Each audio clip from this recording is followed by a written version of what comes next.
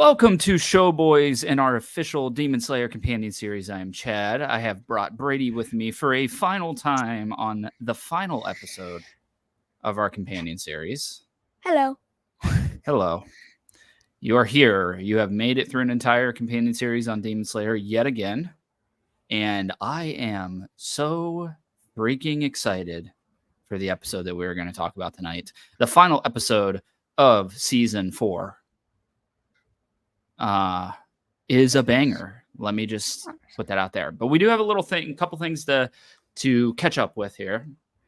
I have reacquired some new, or not reacquired. I have acquired some new Demon Slayer stuff, and we went to the store. I can't remember what store it was, but we saw both of these. I've been looking for both of these for quite some time. So last week's episode, I think it was Walmart. Last week's episode, yeah. I got a bunch of these. This is the Rengoku version, which I did not even know existed.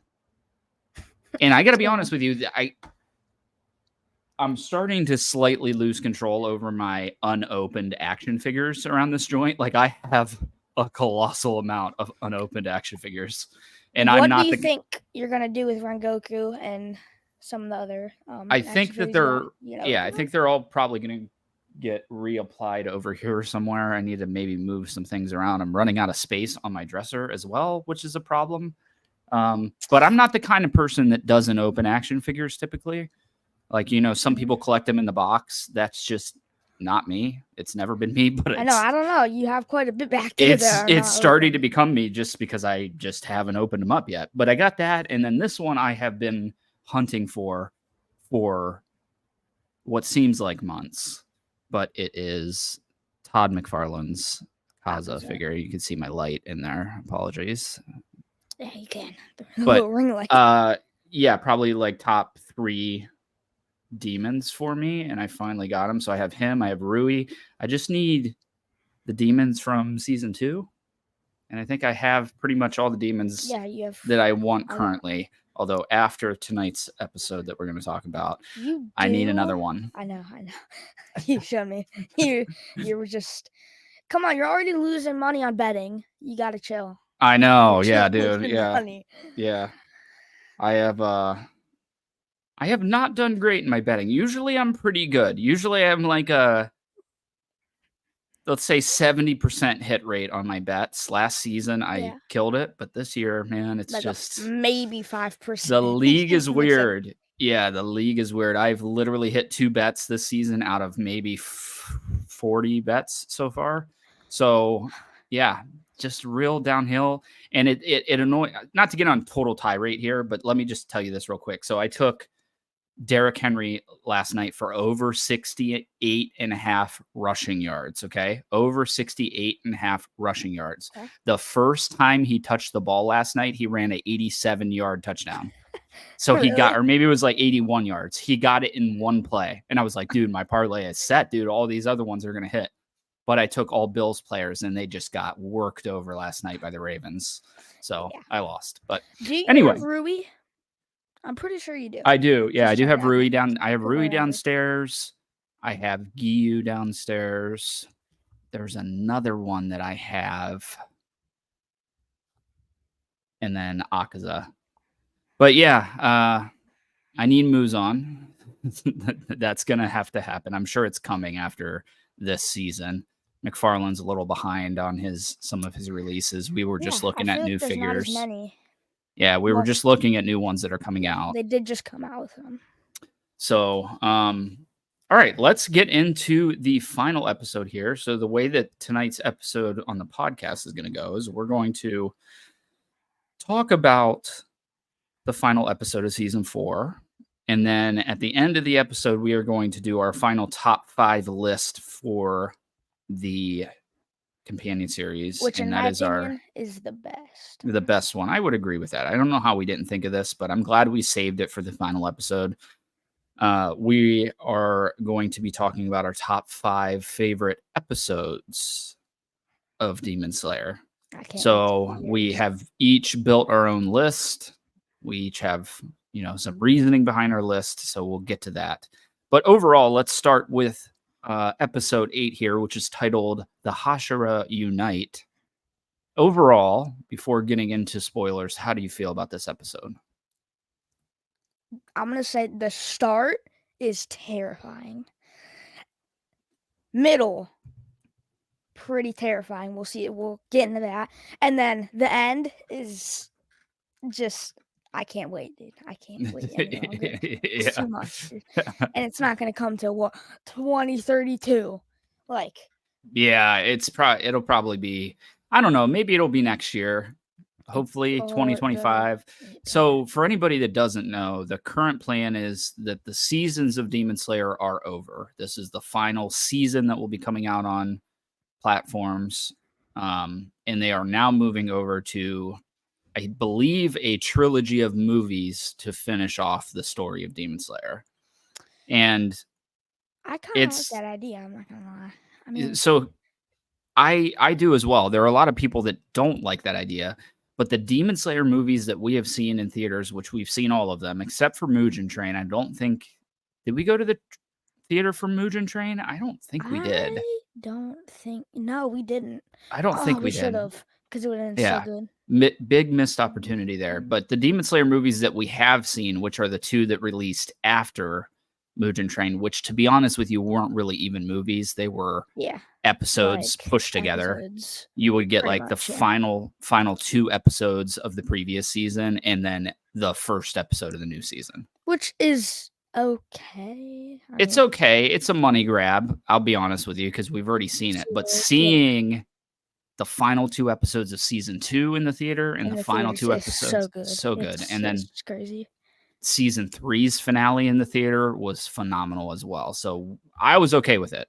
It is what it is. But getting to see fresh, new stories and the finale of Demon Slayer through movies, I think is an awesome idea. So I can't wait. Especially because those movies are obviously going to go in theaters after the movie goes in theaters.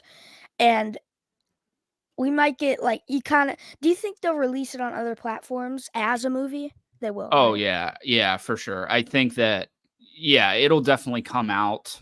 I don't know release wise how they're going to do it. I wouldn't imagine it's going to show up at the same time on Crunchyroll as it is in theaters. It's probably just going to be a typical movie release where it releases in theaters and then eventually comes to Crunchyroll as a movie. But that brings up some problems with anime movies because I think we waited for Jujutsu Kaisen 0 for what seemed like 2 years. So long. Yeah, dude, it took forever. It took forever to see that movie. So hopefully that's not it. Like, let's be honest, we're going to go see all 3 of these movies in theater probably opening night, if not opening week for sure. So I'm not concerned about when it's coming to streaming, but I know a lot of people probably are. But let's get into the episode. Just to give my quick spoiler-free thoughts, this episode is balls to the wall crazy, and I love. I mean, this episode alone has made up for our kind of lackluster season, as far as I'm 100%. concerned. Like, it's worth the build up to get to this point.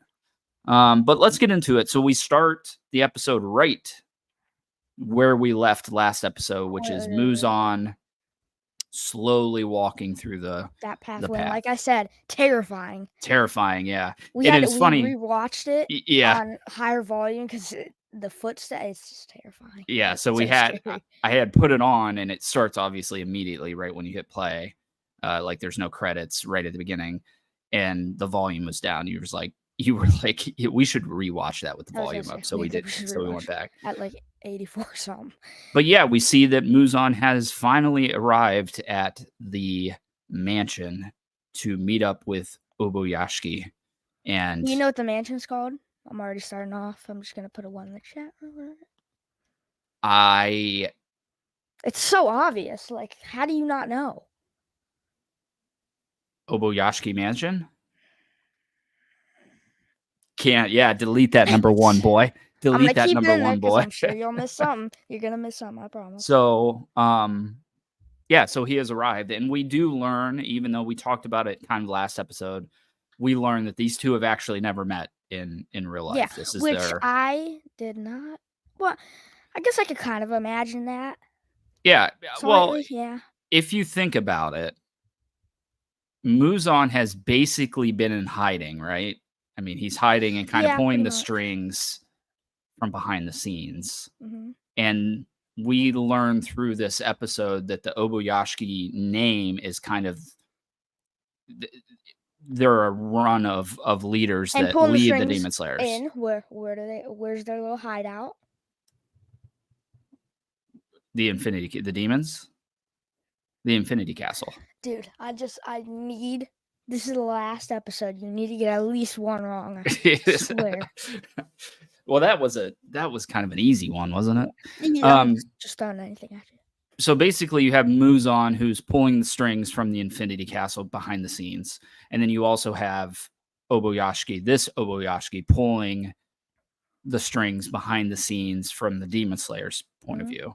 But the Oboyashki name is long running with the Demon Slayer Corps. And we get a little bit of background here on why that is. And it starts off pretty early where we learn first off, I love that Muzan just like almost immediately starts making fun of him, like for being ugly. He's like, man, you're way uglier than I thought you were going to be. And we learn that. Also, I didn't know that they were really, I didn't know that the Demon Slayer headquarters was kind of like hidden. I didn't know it was actually hidden. I thought it was just out there. I'm not gonna lie. Yeah. They never really say anything about it being hidden. If you think about it though, if they have to hide where their swords are being made in the Swordsmith Village, they're certainly going to hide the headquarters of the Demon Slayer Corps. Yeah, that makes sense. But yeah, we learned that the Oboyashki name is basically the name of the heads of the Demon Slayer Corps. It's a long-running family tradition. And the reason that is because Muzan and that bloodline are tied. They're from the same bloodline. No clue. I'm gonna be honest. I had no clue that was. I didn't. I didn't know that was coming either. I thought it was quite a shock. Now he does say, obviously, Muzan is 1,000 years old. Oh yeah. So the bloodline is. He even says it's very watered down by this point. The blood between both of us, like you're on the total opposite end of the family tree, but you still are part of the family tree. Obviously, because he's a demon, he's got blood than everybody. And he goes on to say that basically the kids in the family, because Muzan was born, I think they were kind of like hinting maybe that it's like a curse that was put on the family where the children that are born into this family are born sick and they don't live very long. And the ones that do end up surviving, like Oboyashki, only live to about 30 before they get sick and die as well. Which is just crazy. 30? Yeah, that's young. I mean, it's younger than I am. Yeah, you're what? 37? 36, close. Close. I was close enough. So Oboyashki basically explains to him all of this. And it doesn't, I don't even know if Muzan knows that they're related by blood. I don't think he even like has any reaction to it. I think his only reaction was literally like, it's incredible how little I care about any of this crap, which I laughed at. It's hilarious. I thought it was so funny. Like he just does not care whatsoever. Right. Just sitting there. We learned that Oboyashki was told by his doctors, like, you're going to die in, I can't remember the exact time frame. Let's just say you're going to die in weeks, and he's still alive. And he says, like, he's still alive with the sole purpose of watching Muzan die. Like, that is what is keeping him alive through all of this sickness that he's enduring, is the hope that he will get to watch Muzan be killed and the demons to be erased. Makes sense. So, the clan, the Oboyashki clan, is kind of like lives in disgrace because of Muzan being born from that bloodline. And which just sucks. I feel like you're born into that bloodline, and that would just suck. I'm not gonna lie. Yeah.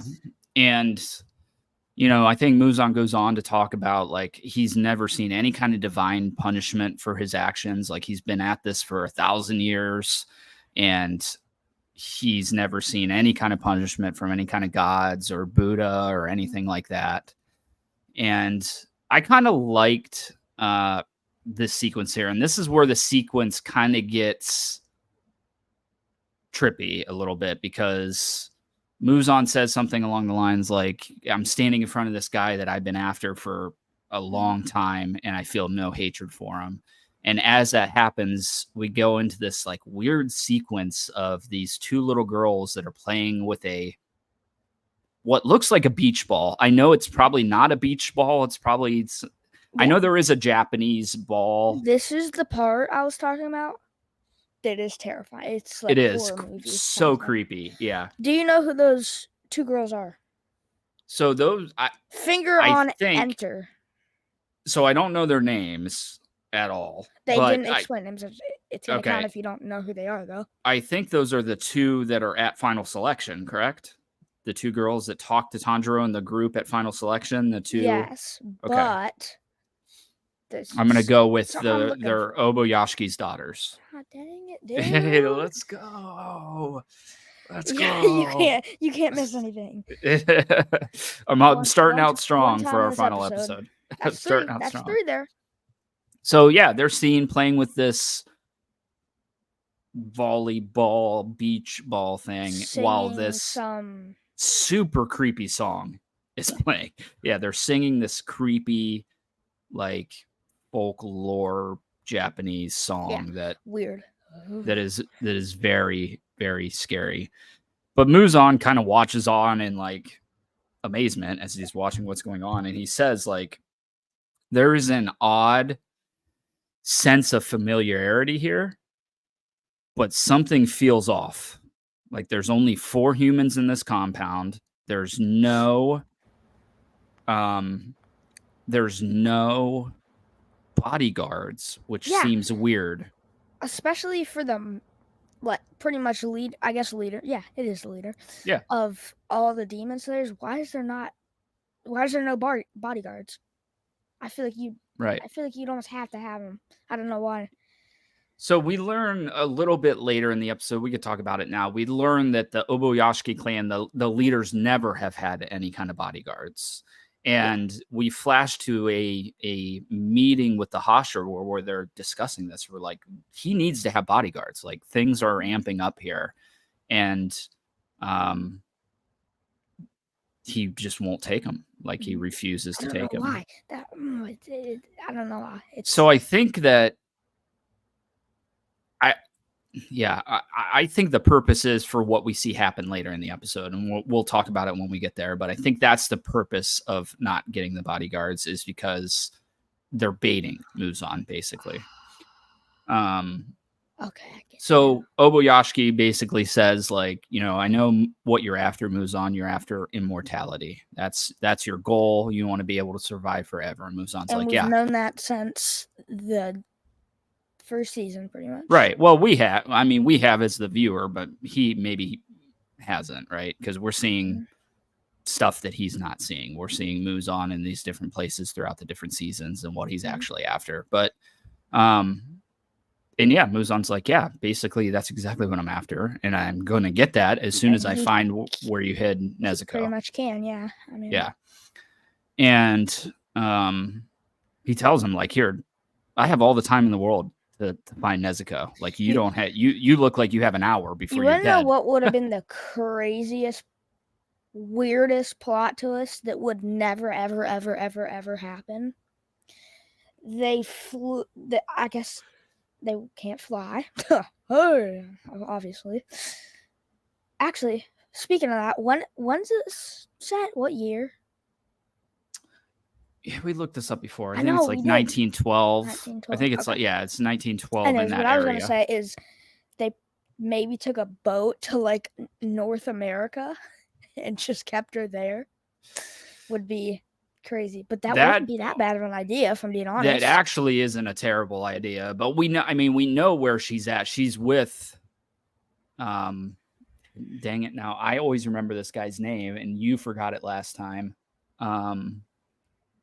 The red mask dude. That's who I'm talking about. Doesn't matter what his name is, but we know that she's with him somewhere. We don't know where. We just know.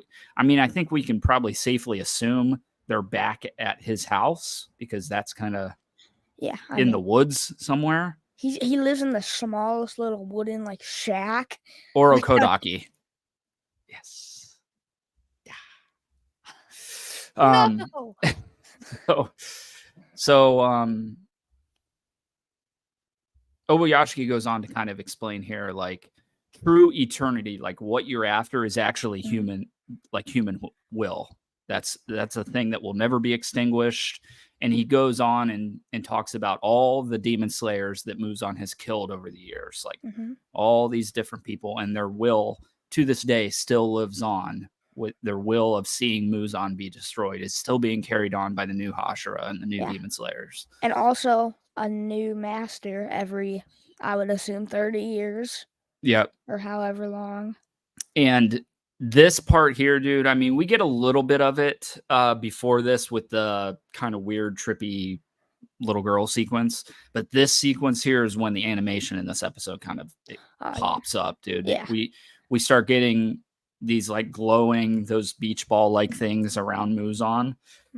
And it flashes and it shows Obayashiki. And is that his wife or his nurse? I think it's his wife. I think it's his wife. Yeah. And they're kind of, you know, he's sitting up talking. He's not standing or anything. He's dying, obviously. So he's like slumped up, kind of holding himself up with his arms. She's on her knees behind him. And then we get this awesome mural of a dragon and a serpent behind him. And wrong, not a serpent. Snake. Also tiger and a snake. Dragon. Yeah, definitely a dragon. Tiger and a dragon. Serpent, dragon, the same thing. That's the same thing. That's the same thing. Okay, whatever. That's the same thing. Whatever. But either way, it kind of comes to life, and it's cool because we see like Obayashiki's eyes are glowing, his wife's eyes are glowing, like the whole visual there. Yeah, it's so cool. Was so cool. The animation in this episode is crazy. Yeah. Think about it. Honestly, any episode has really good animation. It does, but there are some that really stick out, and we'll talk about that in our top 5 episode breakdown at the end of this episode, which I can't wait for. Yeah, me too. But as he's explaining this human will thing, and this is what's going to live on, and that's true immortality, basically. We get shots of each of the Hashira as they're like kind of coming towards the camera and going past the camera, and then it kind of ends. Really cool. Really cool. Yeah, really cool. Yeah. And it ends with Tanjiro and Nezuko at the end there. And you know, Obayashiki goes on to say, like, you can kill me, and it's really going to have no effect on the Demon Slayer Corps. Like, I don't really have any kind of function as far as how it operates. I'm just the head. So you can kill me, and the Hashira are still going to come after you. Yeah, like, and if I'm being honest, I think that's right, but at the same time, wrong. And I don't know how to really explain it, because I feel like, let's see. How do I word this? If Muzan were not to have killed him, right? Let's see, what could have changed? You know what? Forget about it, because I can't explain it. I can't explain well, I think what he's getting at here is so he's saying, like, here, you can kill me, it's not going to affect a thing. Like, the Hashira are still going to come after you. I played no function in how the Demon Slayer Corps operates. But if you die, Muzan, all the demons are dead. Like, it wipes out all the demons, which I did not. I mean, did we know that already? They don't really say it, but I think we can kind of catch on to that. Yeah. I feel like it's pretty obvious. So he's kind of got like a Night King from Game of Thrones vibe going on. Like, you take him out, everything else drops. Which I didn't know going into this. Maybe we didn't know that. But he's basically guessing here to Muzan. Like, is that correct? Like, if you die, they're done. And I think he's right. Muzan doesn't say he's right. He tells him, I think, to shut up. When you think about it, even if they weren't all to die, if Muzan was killed, let's see if I can get this pointing thing down. Close. Okay. Akaza, I got it. Yep. And Doma would still be the only upper ranks left. Oh, yeah, I almost got it wrong. This what's his name? Ko, no, Kogashibu. Anyway, Kokoshibu, yeah, yeah, yep. they'd be the only other like upper ranks left to kill, and then it'd just be all these. There's no lower ranks left, so it'd just be a bunch of basic demons to kill. Right.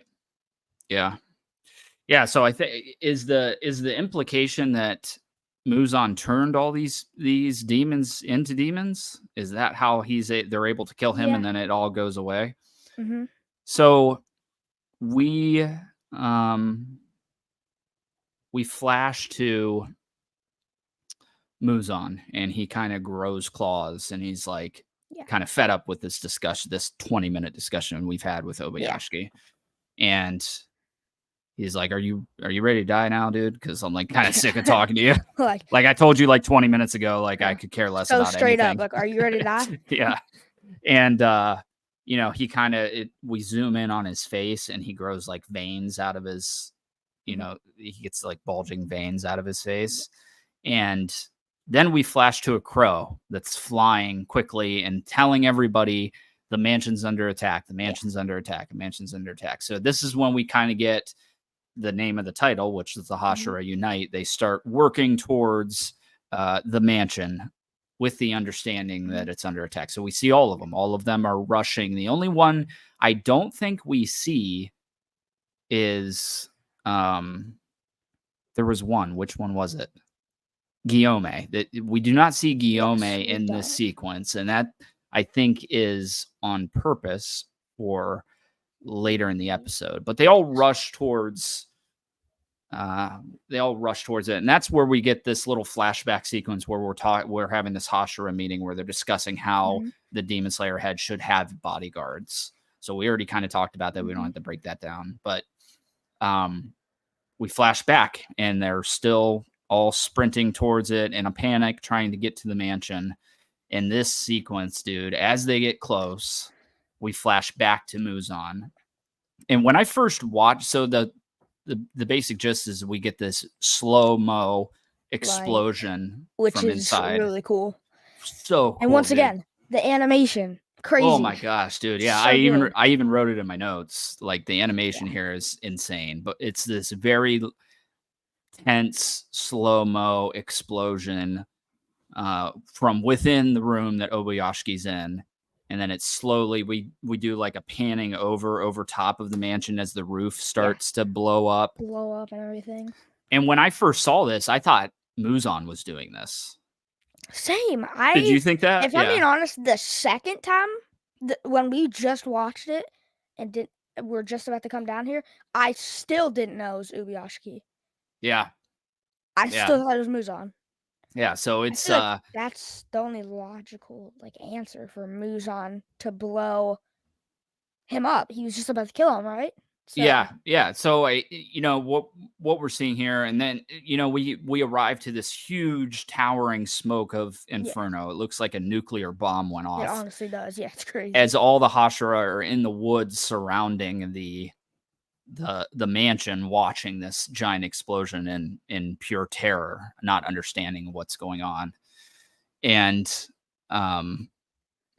as that's happening, Muzan comes flying out of this explosion, totally wrecked. Like he's missing legs and arms and half a face, and he's like just skin. Ribs, all of his skin is just destroyed. And he kind of lands in a little opening in the woods, and we see again, he quickly regenerates. Like it was really nothing to him to get blown up like honestly. That. And he's looking around, like trying to figure out what's going on. He's like, I can't believe that he did that. Like, that's crazy. Like, what kind of maniac would blow himself up? And did his wife and kids, were they in on this, or did he lie to them about it? Also, were his kids there? I thought those were just like yeah, they were there because they're seen. I think one of them is seen like kneeling down in the courtyard right outside of where they're at. So I believe that they are there. Yeah. And he also says there's only 4 people in this mansion, and that would be the 2 kids, the mom and Obayashiki. Yeah. So yeah, I think they were definitely in there. But he's like looking around, he's looking at his arms as they're regenerating, and he has shrapnel in it. And he says the kind of what was in there. I'm just gonna take it as Yeah. shrapnel. It looked like little spiky pieces of metal. I Yeah. guess. Yeah. Yeah, that's the best way to put it. And he's like, he even put this in there to maximize like its effectiveness. hmm And as he continues to regenerate here, he's like, all right, I just got to give it a I'm couple not gonna lie. seconds. I have a feeling it would have been better instead of those like spiky steel little things, whatever you called them. If it was either, it could have been those, but with little things that would inject either wisteria or, you know what? Remind me because I can't say it yet. We have to. Yeah, I know what you're talking about. Yeah, that would make sense. But I don't think, like, I think Oboyashiki knew that this wasn't going to kill him, right? Mhm. I think he was trying to inflict as much Like, trouble for him yeah, regenerating as possible. I think that was the goal. yeah, And honestly, we see it really didn't work, but we don't know the second half of the plan currently. This is only the first part of the plan was this explosion. So as he's regenerating, a bunch, he calls them flesh seeds. They're like red balls that start coming oh around yeah. him. What were those things? Because I They're didn't know. so they're a blood demon art. They're just like they're a Oh, blood okay. Yeah, demon I art. remember. I remember. That's what I Yep, they're needed. a blood demon art that we don't know who did currently, Mhm. but it is happening. And then all at once they kind of explode and immobilize him basically. They Yeah, spike him it's a to the bunch. Yeah, ground it's a and bunch of spike him through his spikes. head. He's completely immobilized. And again, doesn't really seem to phase Yeah, Muzan. He's like, "Yeah, just whatever, dude. sits there. Oh, Yeah, I okay. just have to absorb these Yeah, just things absorb them. and we're good." But as he starts to absorb him, we hear like a hit and we look down and it's Tamayo who has punched him through the gut, Yeah. basically. And she says, and this is where we learn the blood demon art is from the demon that he turned all the way back in season 1 in that city. If you remember, Tanjiro was Where in he tow looked of like Michael Muzan. Jackson, He looked like literally. Michael Jackson through and through, and he slashed that guy and he turned into a demon. So he's the one that actually did it.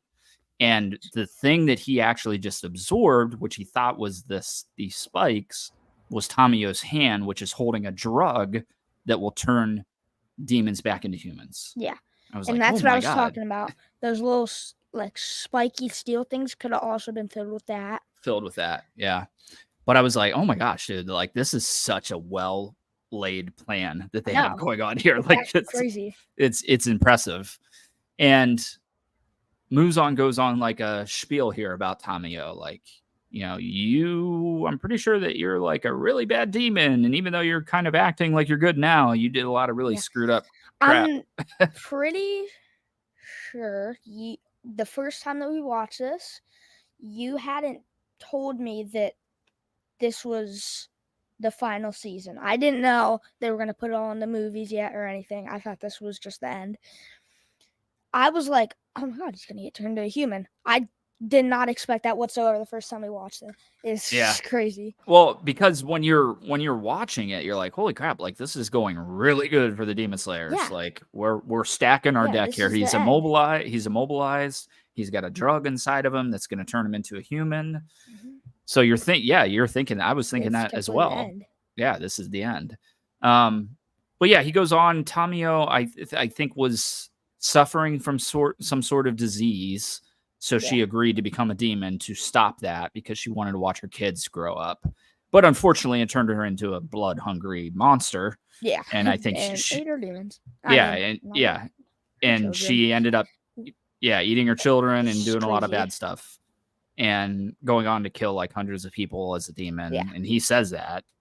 And she's basically like, yeah, I did do all this, but I'm going to repent by My only killing you. Like, question that's is how. how is she fine now? How is she not hungry for human flesh or anything? I I don't think they really explain that, do they? I think I feel like we did get a little explanation of that in season 1. I don't know. I feel like that there was something like she was taking blood at like to keep her cravings down or something. It's been a Maybe. while since I've watched season 1, so Yeah, maybe we'll have to. we'd we'll have to go watch it. back. Yeah, we'd have to go back at some point and maybe rewatch it once everything's out, maybe. But just as this is happening, we finally see Guillaume, who is Yeah, man. sprinting in with his Literally Kusarigama, Yeah. fuming, and he jumps towards Muzan and takes the chain ball part of the Kusarigama and lops his head off. Yeah. And then here again, I'm like, holy crap! Like he's dead. That's He's it. dead. End of the show. It. Which is just it's crazy. I mean, yep. Right after that, we get a little bit of a flashback, and it's back to I think right after Obayashiki saves Guillaume from jail after the sequence of events at the orphanage that he was running. And he's basically like, here, I know you're not a murderer. I know you didn't do any of that. I know it was a demon. You're strong, and I'm going to take you in. And Obayashiki is seen then in another flashback. He's so nice. It's like wild. Who? Obayashiki. Oh, yeah, he is. Yeah. Well, he's so nice. So chill, too. Yeah, I know. Yes, yeah. So chill. Then we flash, I think, more recently where we see the strong, grown-up Guillaume, if you will, sitting next to Obayashiki, and he's explaining this plan to him. He's like, here, Muzan's coming. You guys are going to use me as bait. I'm going to blow myself up.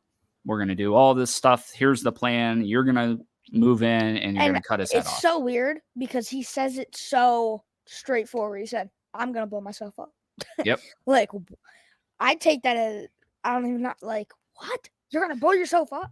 Yeah. Which I guess it makes sense. It's a good idea. Well, I think it's he's dying, right? Like he's got maybe hours to live. So this could be his last thing to do as the head of the Demon Slayer Corps is to attempt to blow him up, to slow him down a little bit so that they can kind of jump on him. But which makes sense, yeah. So you might just blow yourself up and do some damage. But we do learn here that the Obayashiki family has foresight, they call it, which is basically they can see the future. They can see into the future, and it stopped them from ruin a couple times throughout history. Then we get back to the battle, and Muzan quickly regenerates his head, like with no effort whatsoever. Which, once again, the first time we watched this was just like stunning. I mean, I thought he was dead. I thought he did too. Yeah, I thought he was done. I thought he was done in several parts of this episode, several scenes. I was like, oh, he's done.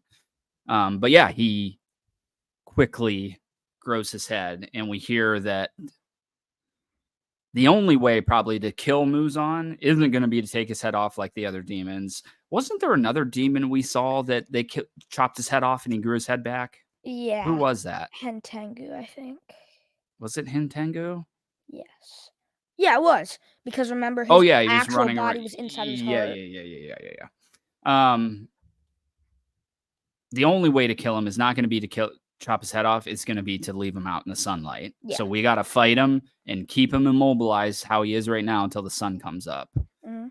And I was like, oh God, yeah. I mean, this plan was going great until that sequence. How you gonna do that, dude? We don't even know what time it is. Like, how long is it going to take for the sun to come up? You know what I mean? You can't plan that. It just seems like a weird plan to me because you don't know what time Muzan is going to come. You know he's going to come at night because that's the only time he can come. But he can come at 9 o'clock. Yeah, as soon as the sun goes down. Yeah. So now we're gonna fight to keep him immobilized for 8 hours until the sun comes up. Probably not happening. Not the best idea. Probably not happening. But he grows his head back and he kind of shoots. Guillaume moves in for another attack, and he kind of shoots these Muzan shoots these tendrils out. Yeah, it's the best way. They're like I don't know how to explain them. Yeah, I don't know. They look pretty. But Guillaume kind of deflects all of them, and Shin Izugawa is the first one out of all the Hashira that were coming to pop up onto the fence and see what's going on, and then quickly in tow they all hop up onto the a vantage point so they can see, and they are all shocked to realize that Muzan is immobilized in the courtyard after this giant explosion. Crazy. And this was another sequence that I thought the animation was just insanely good in. I know. And it's each one of them moving in with their breathing. They all start to pull up a breathing technique. Yeah. Each individual one, and the animation was just It's so so stellar. good. So stellar, dude. And I even wrote in my notes, I wrote, Jesus, dude, the animation in this episode at this part. I know. It's like, crazy. it's just so good. Like from the time we started the explosion to the end of this episode, the animation is it's so good. Oh, it's awesome. Absolutely awesome. Which it has me excited because you would think, so this show has got to take a considerable amount of time to animate, right? And I think that's why we get these short seasons with 8 episodes, because it just takes so long. But now that we're working on a single 2-hour movie at a time, let's say, I cannot wait to see what they're able to do with the animation in the movies. Cannot wait. And we're going to get to see it on the big screen, which is even better. Even better. But as they're moving in with their breathing technique, we hear that guitar sound. It's not a guitar. I don't know the name of it. It's the Japanese thing. Actually, the Ghost of Yotai trailer, she actually has one of those things on her back. Does, yeah. I don't know what it's called. Forgive me. But we hear the noise of that being strum. And as that happens, all the demon slayers start to fall into the Infinity Castle. And I'm not talking just the Hashira that are at this incident. I'm talking literally everybody. People that are not there, the lower demon slayer members, the crows, even the crows are falling. Yeah. Like, my question is, how do you get crows to fall if they can fly? Yeah, that's a great question. I don't know. But we see Inosuke, who's like sitting there meditating or something, and he falls in. Literally everybody, the entirety of the Demon Slayer Corps is now in the Infinity Castle. And we get like this awesome, again, the visuals on the Infinity Castle are just incredible. It's so good. Like, so good every time we see it. That's why I'm so excited for these movies too, because it is so cool inside of that Infinity Castle. I can't wait to see them fighting in that Infinity Castle. It's really but yeah, cool. I can't wait. After reading them, so they're all falling in, and Tanjiro kind of lands and looks up and sees Muzan, who is still kind of immobilized. He's still got Tamayo's fist in his gut, and he's just talking crap. Like, did you really think that was gonna stop me? Yeah. Like, and we see now that even though this was such a seemingly a perfectly played hand by Obayashiki and the Demon Slayer Corps, it really didn't help at all. And they're in dire straits now, because now not only are they all trapped in the Infinity Castle, let's not forget the Infinity Castle is the base for the demons. They're all there. Even the lower, like we see some of the lower demons like popping their heads around, not lower rank, just the like monster demon things that we see in like season 1. Obviously, very, very obviously, by the name, it's quite literally infinite with just demons on demons on demons on demons on demons. Yeah. So the episode ends as Tanjiro is falling again. We hear another guitar strum, and it turns him upside down, and he falls, and he says, Muzan, I will defeat you. And that's how the episode ends. Man. And I remember you when you watched this episode, you were like, no, that's where it's ending. Why does it have to end right there, though? Yeah. Right there of all places? Because I know that you're excited for a couple things that are coming. And we also already see Zenitsu down there. Yep. And you're excited for that. And we don't want to spoil any of that, but we did when we were on vacation, I think last year. we did kind of skim through the manga We did. to see where he pops up, and it is the Infinity Castle arc. Though I was Unfortunately. devastated that we thought that this was gonna be the season that we see that fight. That I've just waiting. I this know. week. Yeah, was I know. so I mean, I sad. knew once we looked it up, I knew that it probably wasn't going to be in this season, Mhm. just because this is the Hashira training arc, and it's not until the Infinity training arc that we see your boy. What's his name? Kaigaku. Your boy Kaigaku.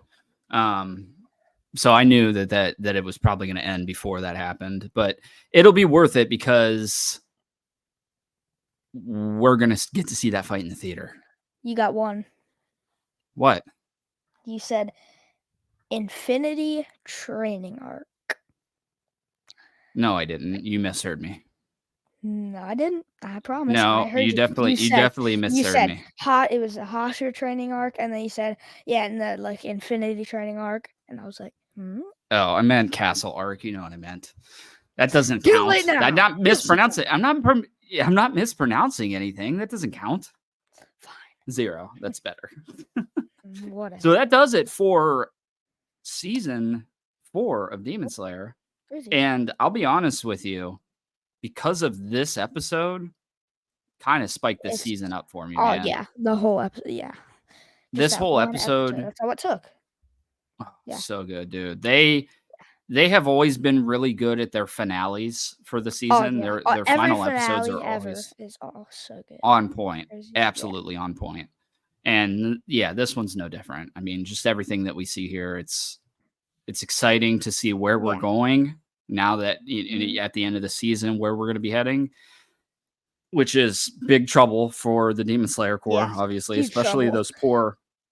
those poor lower core members that got thrown in there. There like, what the? It's funny too because they're like literally, I mean they're on guard. They're like walking through the town when they get sucked in. But I'm like they're just like chilling, walking down a path, and then all of a sudden now they're in the they might have not even known about it because none of probably only the Hashira would talk about that kind of stuff. Yeah. And I think we see that because Inosuke obviously had no idea what was going on. He was chilling in the woods, meditating. I don't think we see Zenitsu. Eating food. Yeah, right. Eating food. Oh, maybe that's what he was doing. Yeah, he was eating.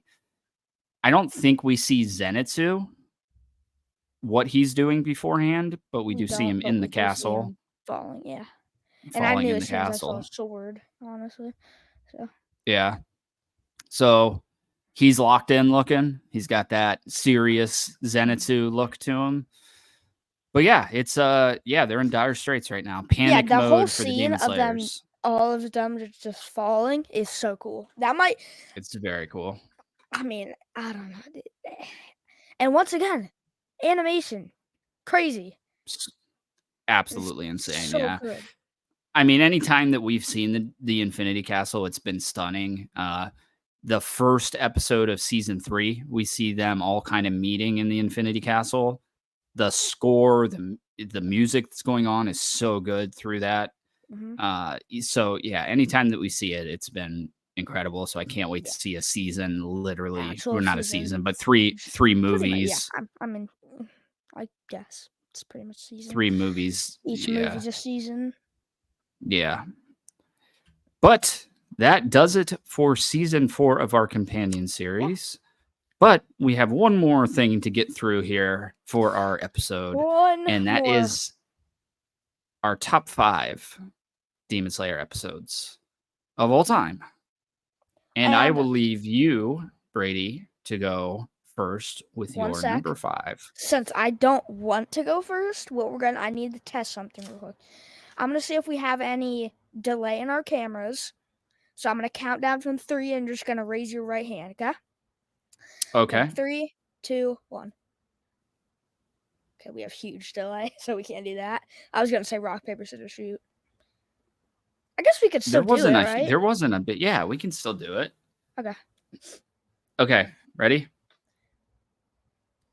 You say it. Okay. Oh, Ron Zach, I was rock, paper, scissors, shoot. That was delayed. I swear it seems so delayed. I don't know. I if it's literally delayed didn't for you. move my fist, dude. It doesn't matter if it's delayed. I was on rock. So you lose number 5 of your top 5 episodes. Okay. I've got for number 5, Pretend Family. This Okay. is, I'm not sure. I'm pretty sure season 1, episode 21. Okay. Dude, I love all the demons in this episode. Obviously, my favorite's Rui. I know you love him. Is that your favorite demon still? Oh man, I don't know, man. I don't know. He's definitely up there. He's definitely up there. Yeah, We did a top 5 demons, and I We don't did. remember where I put him. But I mean, Akaza, I love. Rui, I love. After this episode, Muzan, I freaking love. I Muzan is really so haven't cool, yeah. cared. I haven't cared too much for Muzan just because he's Just not. because we haven't really seen him. Yeah, I mean, we've seen him in hiding. yeah, pretty You know much. what I mean? He's not fighting, basically. About all we've seen. But this is the first episode here at the end of season 4 where we see him kind of start to fight a little bit. So he's going to be up there. But yeah, go ahead. Yeah, but I mean, I love the idea of all. I definitely love the idea of all the demons kind of being a family put together. I like that idea. The animation. I'm pretty sure that I'm not sure it's this specific episode, but maybe an episode after or so, we see Hinokami Kagura for the first time. The Zenitsu fight scene is just awesome. I mean, everything about this episode is good. Yeah. Yeah. I would definitely agree with that. I love the spider theme between all the different demons. Yeah, They're all that's kind of really cool. spider themed, which is really cool. Yeah, that episode's really, really, really, really good. Yeah.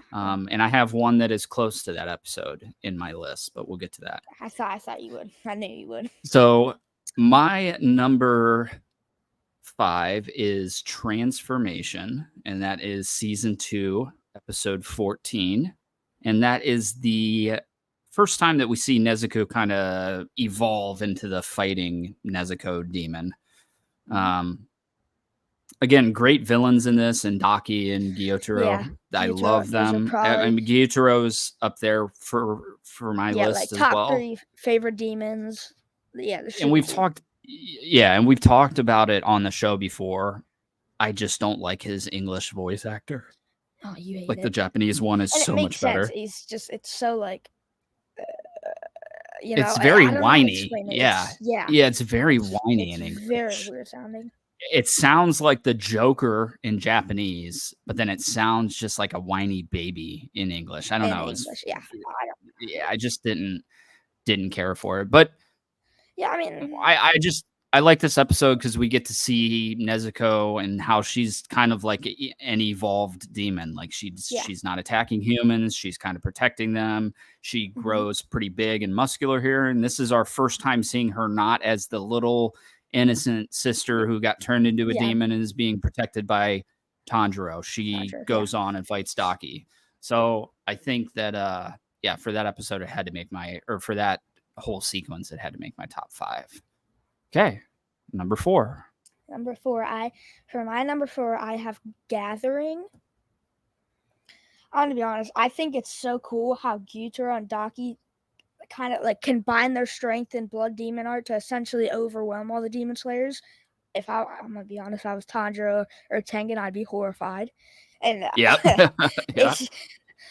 I'm not gonna. Gyutaro is terrifying, and pretty much the first time that we see him, he's terrifying. Growing out of Daki's back, like what?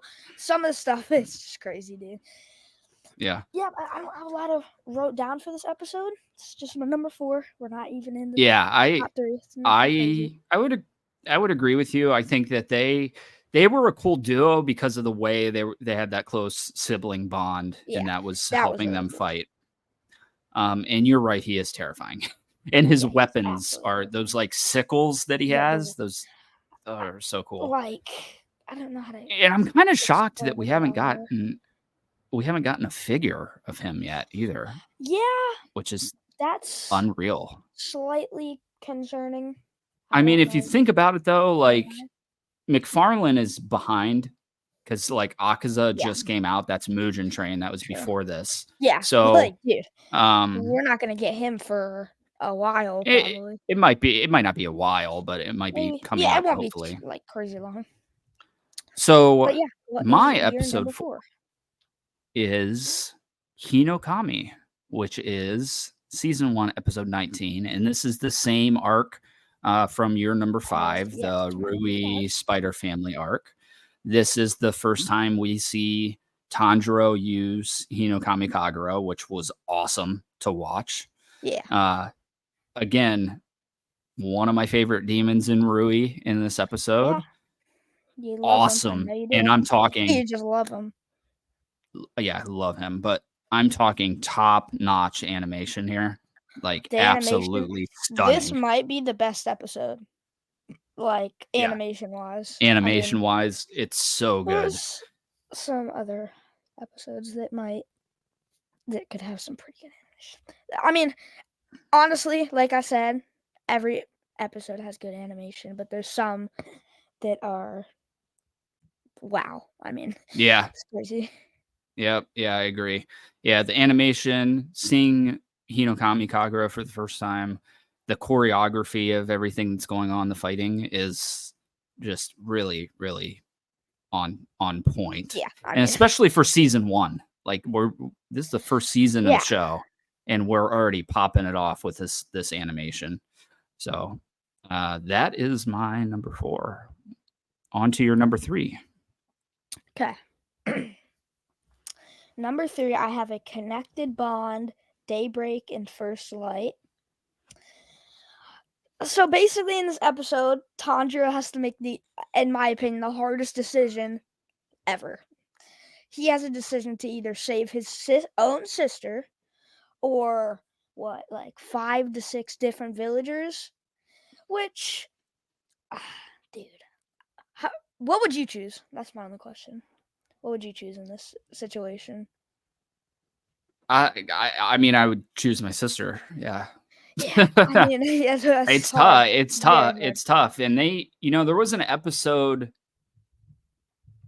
of Vinland Saga. Was it Vinland Saga that did this really well? The story of what love actually is, or what hate actually is. I don't know. I can't remember what it was, but it was basically like love is discrimination. That's what love is. And if you're hanging off a cliff, like if Brady is hanging off a cliff and Joe Schmo that I've never met in my life is also hanging off that same cliff next to you, I'm going to save you. But is that out of love, or am I discriminating against this other guy just because I love you? Yeah. So we did a Vinland Saga episode where we really dove into that whole story. So go check that out if you want to hear more. But yeah, it's the same kind of thing here. I got like one more thing to say about this. We also see, we also see that really cool scene where he figures out pretty much like moves on. You're not going to just behead him. His actual body was in his heart, which was such a cool idea. Yeah. If I'm being honest, that's so cool. And it just makes him that demon unique from for pretty sure. much all the other demons. We also see Nezuko talk in this episode, which was crazy. I mean, wow. Yeah. Wasn't expecting it at all. Yeah. Yeah, but your number 3? My number 3 is Cruelty. And Cruelty is the very first episode of Demon Slayer. At 3? At number 3, yeah. And I'll explain why. I can see that. It's just like when I go back, when I want to watch something to fall asleep to, that's the episode I put on, dude. It's just chill. Like obviously there's really horrifying stuff. It's not chill whatsoever. His whole family gets murdered. It's not chill, but it's the same thing for like season 1 of Game of Thrones. I love watching season 1 of Game of Thrones because it was like simpler times. This is before Tanjiro even knows what a demon or a demon slayer is. He's like a charcoal salesman. It's it's just kind of simpler times. In that aspect, chill. Simpler times. again, super sad moments that Tanjiro has to go Yeah, through like, as his entire family is oh, so murdered. But chill as his whole family gets murdered. Yeah. and first appearance of my boy Giyu. I mean, I Yeah. can't First time not. we see. First Hashira we see. Awesome sequence with him in the woods. The snowy Snowy woods Woods. are like prime horror movie material for me because I hate the woods. I hate the winter. The winner. So those yeah. two together, it just something about it just creeps me the heck out. So Yeah. I can see, yep, number 3 is there.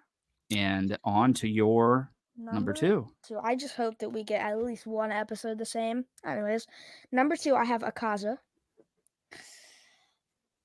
And this episode is just crazy. I mean, the fight scene, everything about it is just perfect.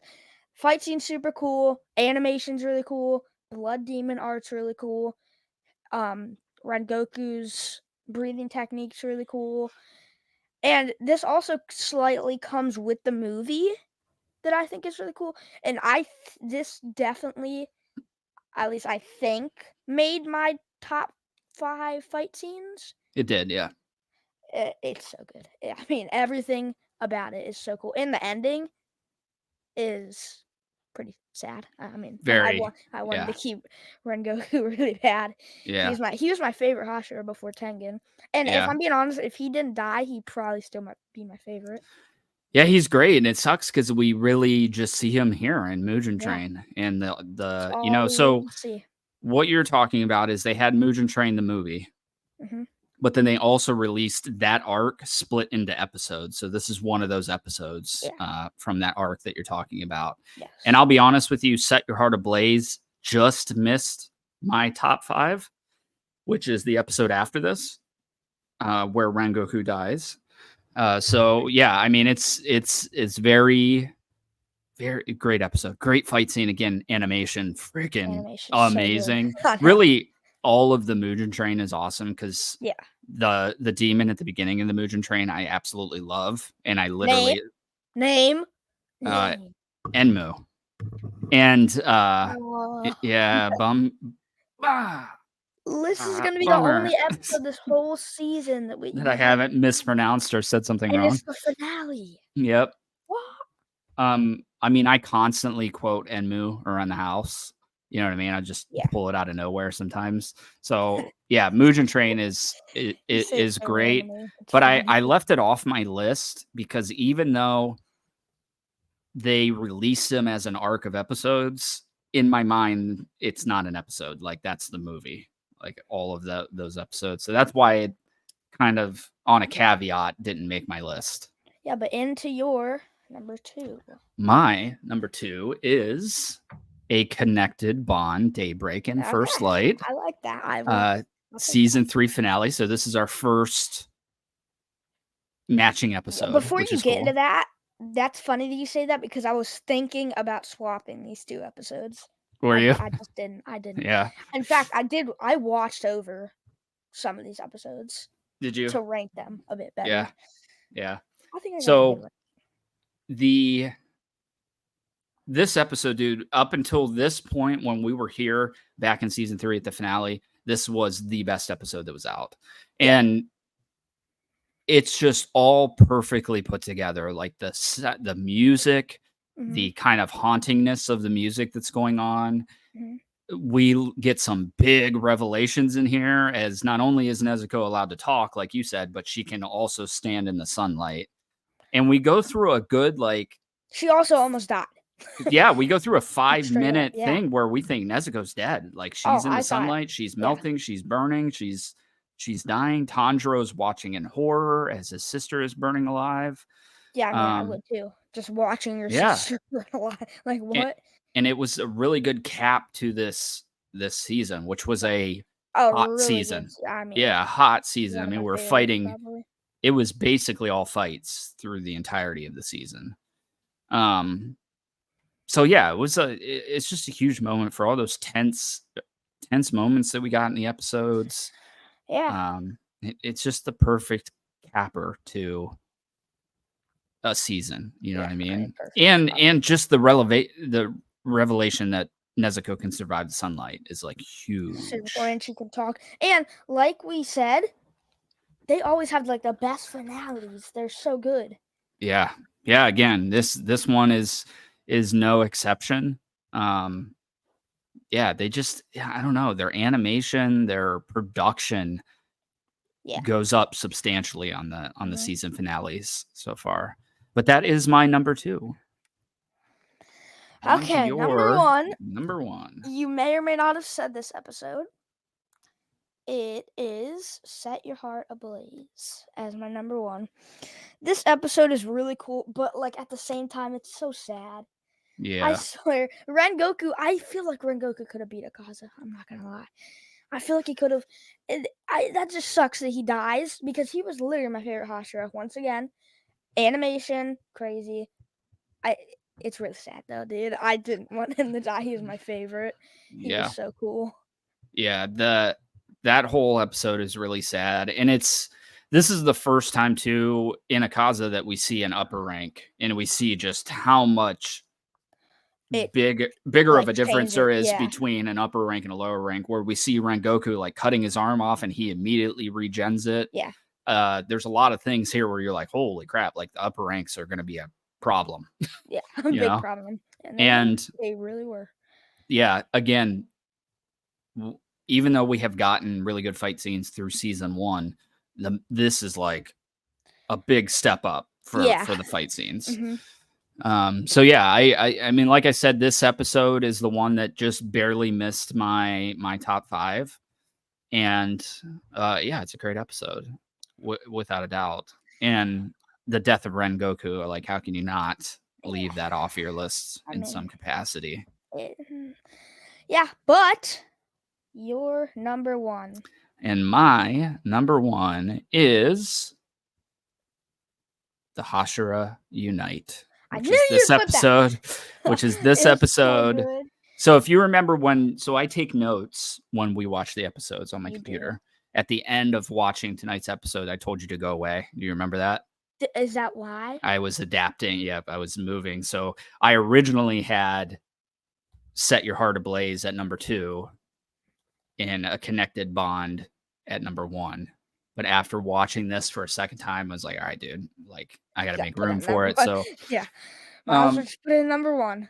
Yeah, I mean, it's just, it's weird because when we watched this episode the first time, like when we were done, I was like, man, that season kind of sucked, like as a whole. But that final episode might be the best episode of the show so far. I mean, in my opinion, no. But it's definitely up there. It's definitely up there, yeah. And I couldn't find room for it on my list, though, dude.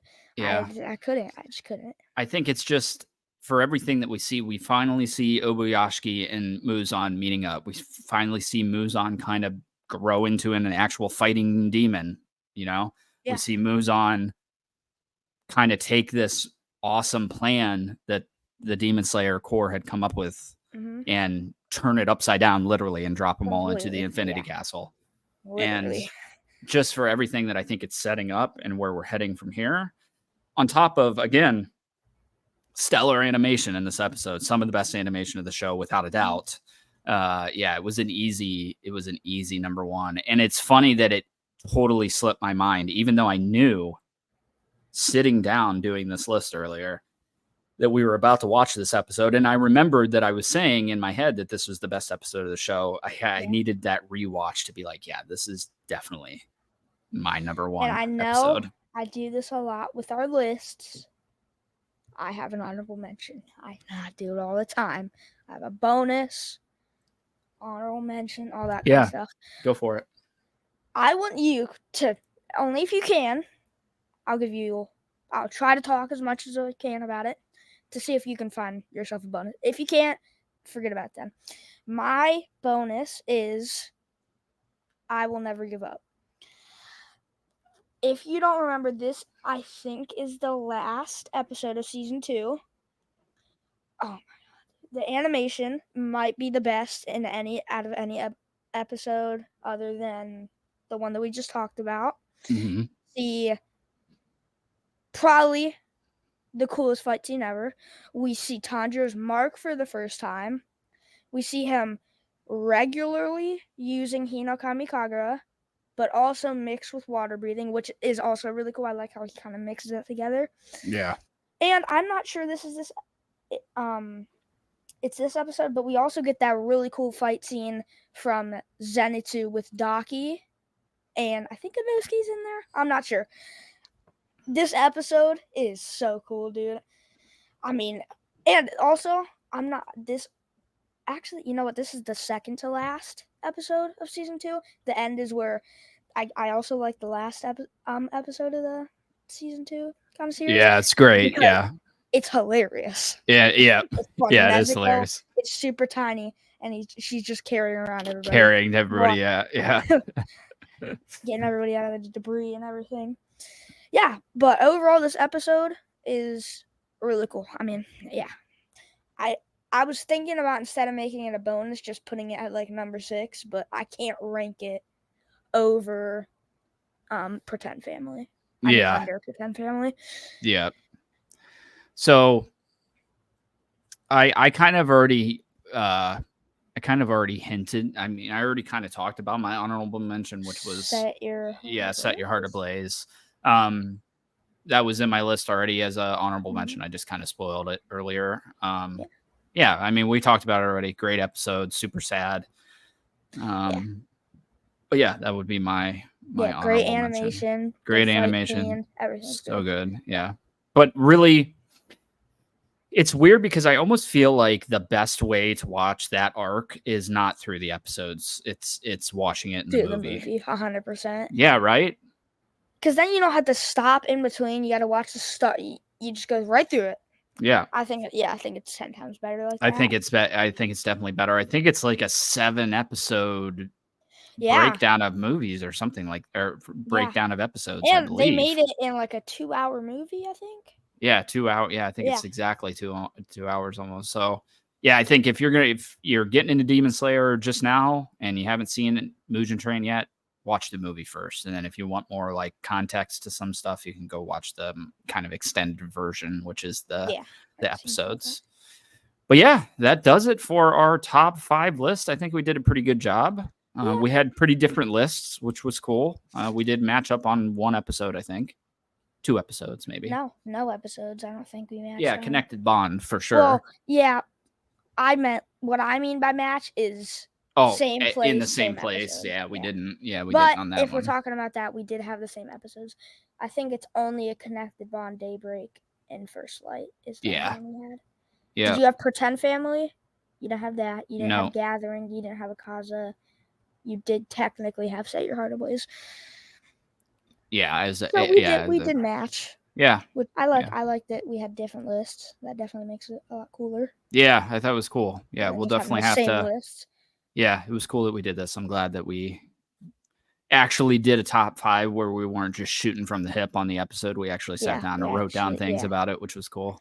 I was stressing out about this last night, dude. I was like, oh my God, what episodes did I choose? How do I write about them? What for this? Do I put this one over that one? Do I put this one under that one? I couldn't choose. Yeah. Because what I originally did was pulled out a bunch of episodes and then just ranked them. Yeah, that's what I did too. I had like a list of like 15 episodes that I pulled out, and then I narrowed it down kind of from there. So, yeah. Yeah. Which was hard because there was a lot of episodes I left off that were really good. And that I Will Never Give Up, I think, was on there. As the best Akaza was on there. Once we've defeated the upper rank demon or whatever it's called. Season 2, episode 16, I think was on there as well. So there's a lot of really good episodes that I did. But if you look up like any top 10 lists of top 15 list of episodes, there's like several on the list that are from season 2, and that whole sequence at the end of season 2 with the brother and sister. So, yeah, I think that does it for us. Do you have anything else? No. I want to thank you for coming back on Show Boys, making another appearance for an entire dedicated companion series, which was cool. Yes, about what? How many episodes we have? 4? 4 or 5. I think it was 5 total. Good amount. Good amount. Yeah. And this might be your first time running on a Thursday, like well, not a Thursday, but our main releases. Like we've been releasing this as our main releases. I think that might be your first time being on that. Usually you're a Patreon exclusive type episode that we do, but you've kind of broke out of that in the past somewhere. You were on a normal episode, but now you have been on a full companion series. Something that we could do. And sometimes I'm not crazy about recording these episodes because I'm getting home on a Monday and I'm like, oh dude, we have to record. Yeah. I'd be happy to do a 5-hour long live on YouTube talking about just space. Anything. Literally, I could go from 3 a.m. to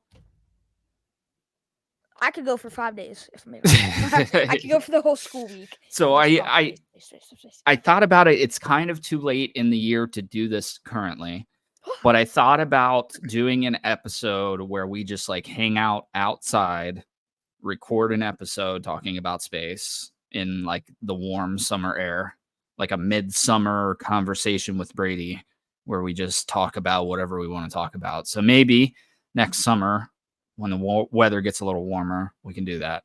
If you can't wait till then, we could do an episode like this. I don't know if I can wait, dude. And we talk like Hilton Head. We talked in there for an hour, and I was like burning in the jacuzzi. In the hot tub. Yeah, but I pretty much just forgot about it, just talking about space. Yeah, yeah. Yeah, we could do a good episode. To talk about. It really is. Yeah, we could go. Yeah, just a conversation with Brady. Especially if you want to wait. I think we're about to get into a space unit that I might learn a bit more facts about space in school for science. I'm pretty sure that's what we're starting. I mean, the funny thing is you're already like full of stuff that I didn't even know, like Ton 618. Never heard of that in my life. That until Phoenix you told me about it. Love Phoenix A. Yeah. I love the black holes. I could go on just about black holes. Speaking of which, I think you already said yes, but you're going to go see Interstellar with me in the theater when it re-releases in December, right? But the problem is, I will go. This is about Interstellar, but I think the problem would be if we were to do an episode solely on just black holes, we'd get off track by so much because we talk about something that's connected with something, Yeah, but that would be the whole gist of the episode. We would just make it a conversation with Brady, and then we could go wherever we want to go. I know that's the thing. And if you want to talk about space, aliens, Bigfoot, whatever you want to talk about. Yeah, that's the kind of episode that I'd want, because when we do these companion series, we can get off track for sometimes 10 minutes, but then you have to get on track. You have to finish the episode about Demon Slayer. Yeah. But like I want to get off track. I just love space. It's so interesting. It's just crazy. Yeah. You are you do have like a natural interest in space, which I think is really cool. I think you kind of gave me the interest. Yeah, probably. Yeah, probably. Because I am also very, very interested in space and in all things to do with it. I'm definitely a space geek. So yeah, I definitely wore off on you on that capacity, but you know way more than I do. So I think it'd be a good conversation. I think you might know a bit more.